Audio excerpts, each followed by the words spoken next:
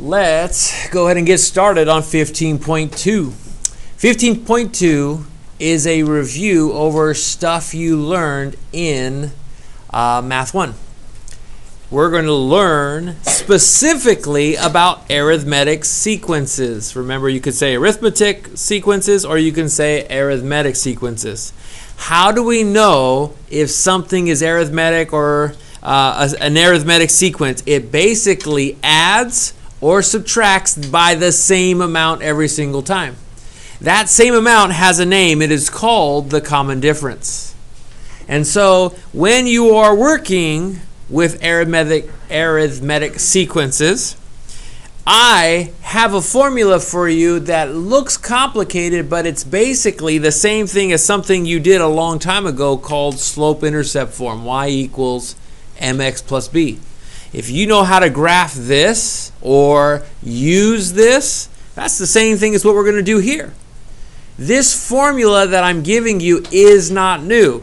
A of n, the value of n, is going to be based off of the common difference multiplying by the term number plus the number that is before the first term. I use an a sub 0 in my particular equation because I like to think of it as the y-intercept. I like to think about what happens before the first term, the zeroth term. You won't find this in a textbook, by the way. This is Mr. Pramo's, I think this is the easiest way to do it type of mathematics that you are learning at this point.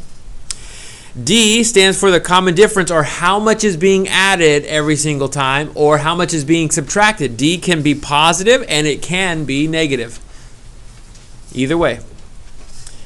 N is the term number, and A of 0 stands for the term before the first term. I call it the zero term, even though this is not really a word. That's not a real word. I just made it up because it makes sense to me. Not the first term, the zeroth term, whatever that is. Okay? Made that up. There you go. Mr. Pramo speak right there. Made up this formula too, pretty much. Life's good. Move on.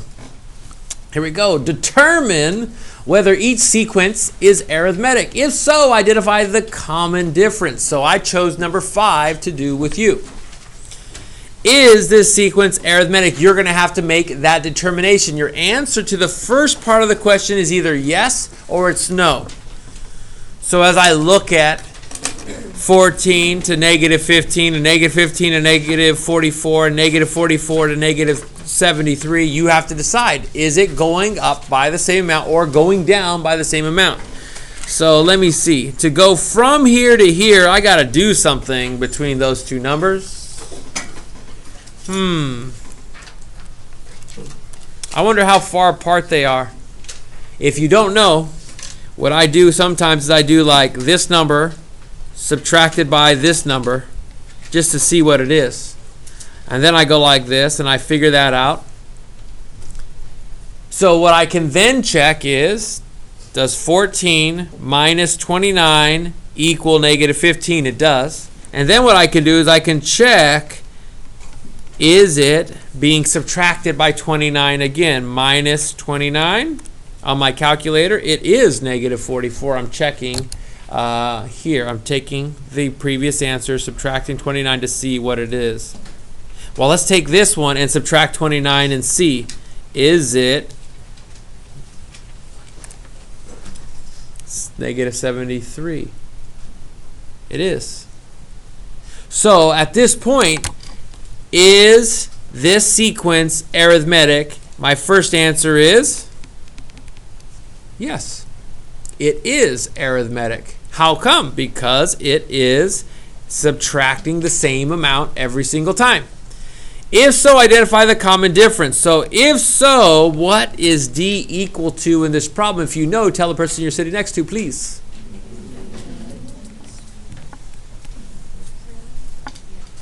And so now you have the answer, and this is what you are going to do. By the way, if the answer is no, do you have to put a common difference, or is there a common difference? The answer is no. If your answer is no, skip the second part of the question.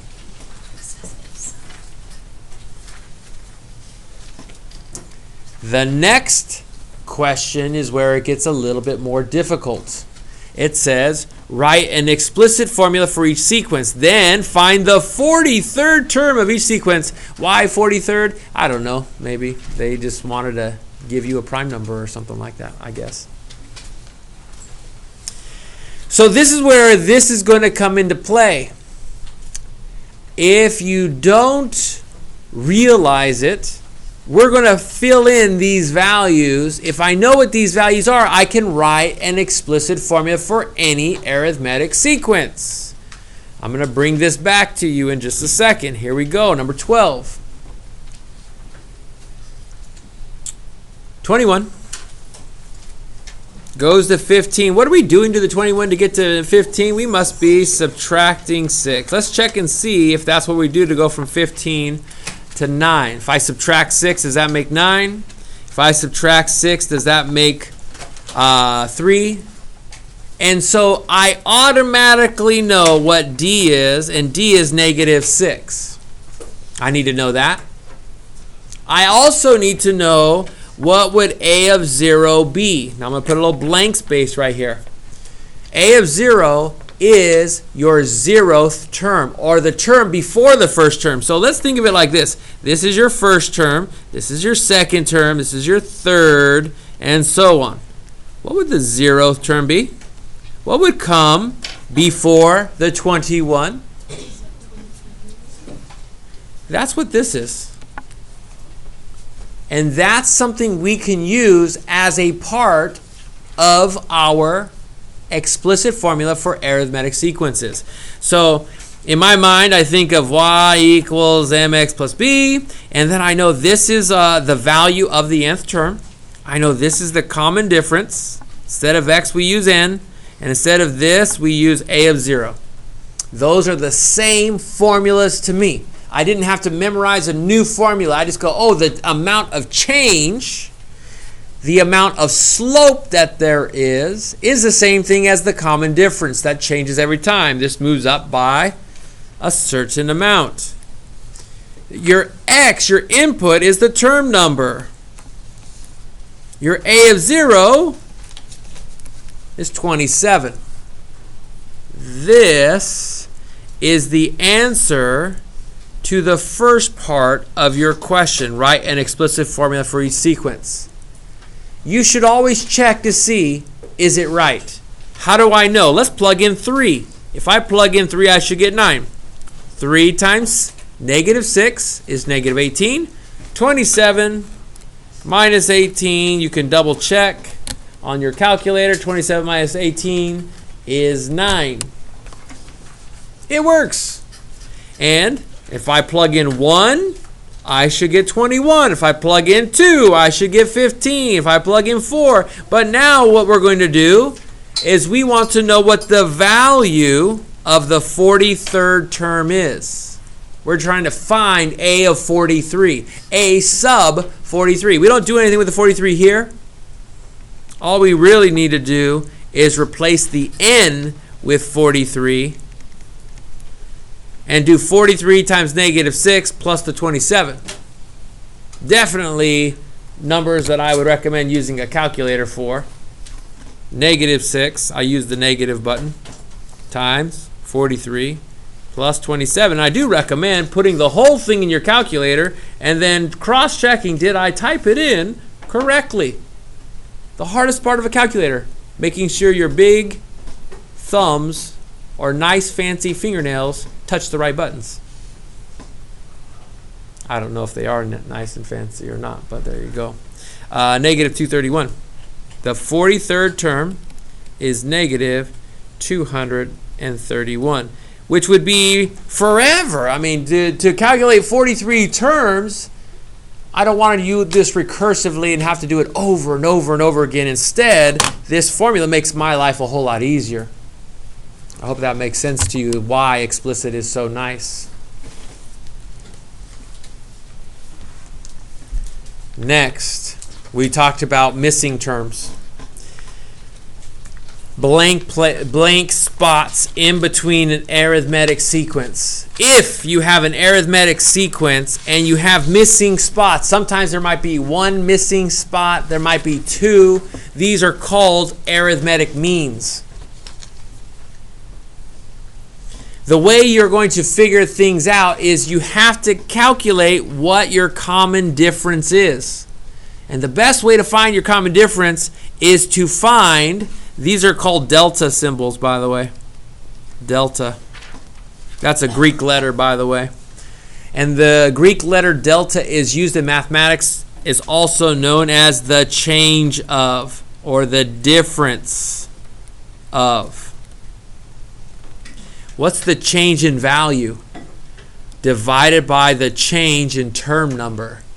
The change in value, value 1 minus value 2, or value 2 minus value 1 over term what divided by term what. We'll go into that in just a second.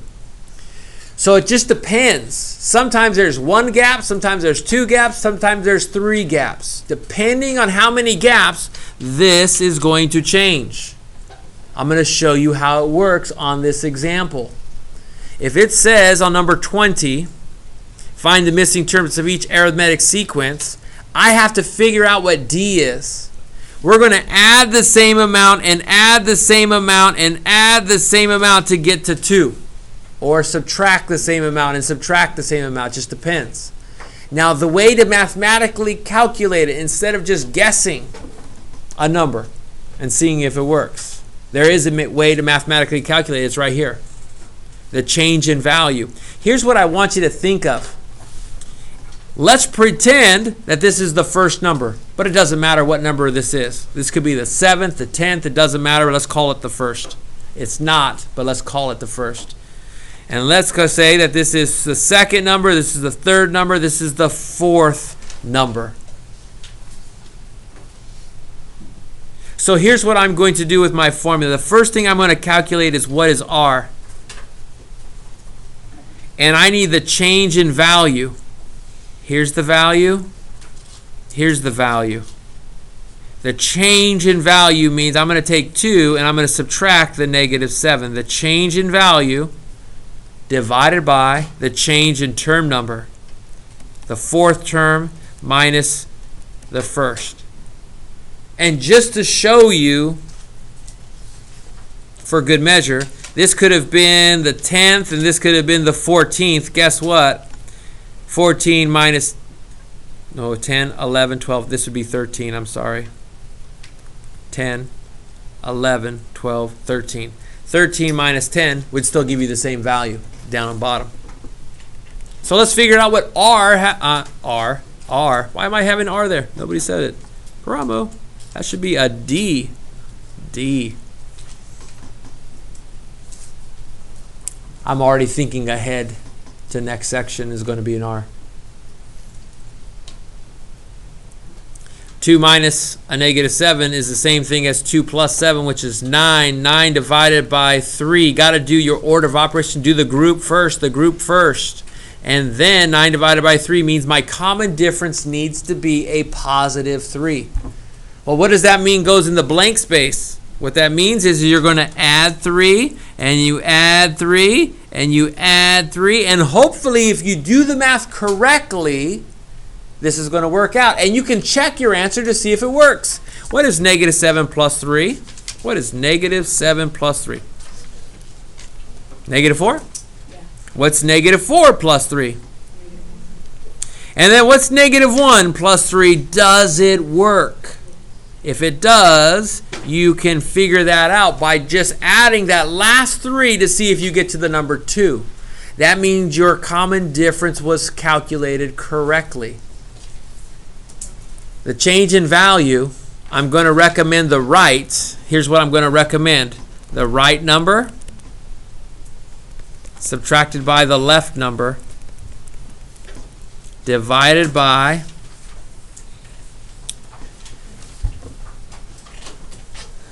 it just depends on what term number, the right term number minus the left term number. These are values, of course. value, left term, number. That's what I recommend. The last example that I have for you is number 27, because I thought, ooh, this is complicated, but it's not. It just looks complicated. Ooh, does this have something to do with recursive? No, but kind of. Find the arithmetic mean of the given terms. I'm going to show you what this means, and we're going to do it together, and then I'm going to let you have a little break between our notes. A of n minus 1 is 2t plus 3. A of n plus 1 is 4t minus 1. This is the same kind of question as this is, except some of you are going to get lost in this notation. So let me explain to you the notation so you can see how easy this is. We need to find A of n.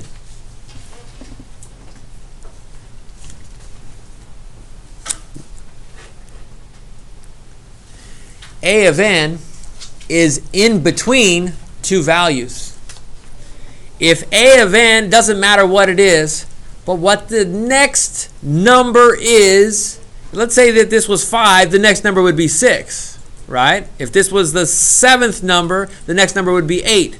If this is A of n, the next number is A of n plus 1, because that would be 1 after this number.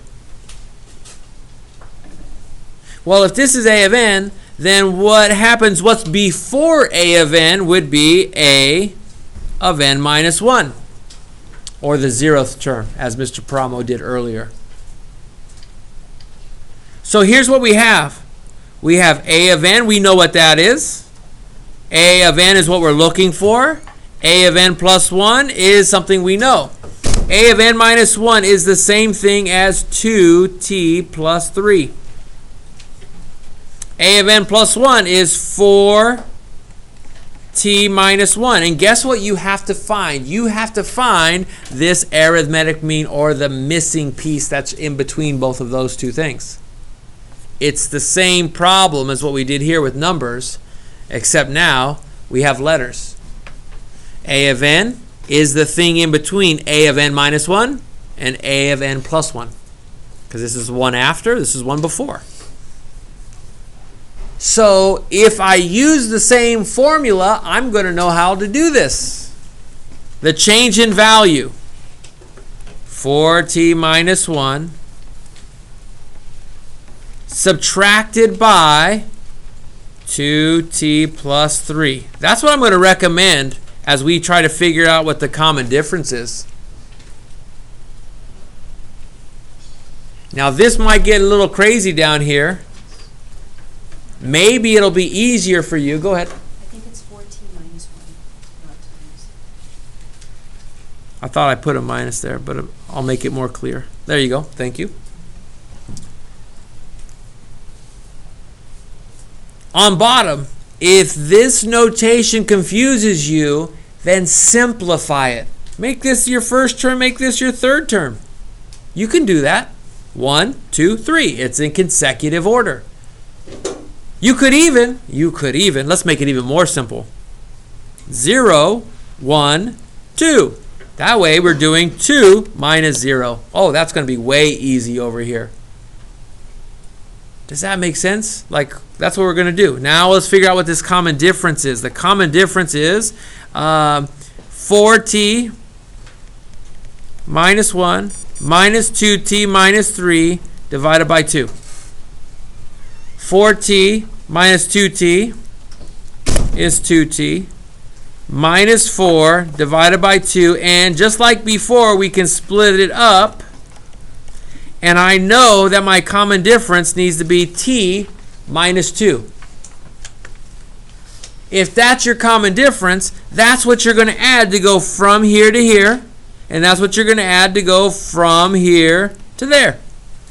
If you take the 2t plus 3 and you add t minus 2, add that together. What do you get? You get 3t. Add the 3 and the minus 2 together, and you get plus 1. Let's double check. Does that plus that equal the 4t? Does that minus the 2, does that equal the negative 1? If so, you have now found a of n. A of n is equal to 3t plus 1. And that's literally how hard it gets. There's only 2 of these, and I've already done one for you, which means you're going to have one of these to practice on your own. Make sure you're able to do it with numbers. I really like this with the letters, but it'll give you a shot. We're going to stop your notes right there.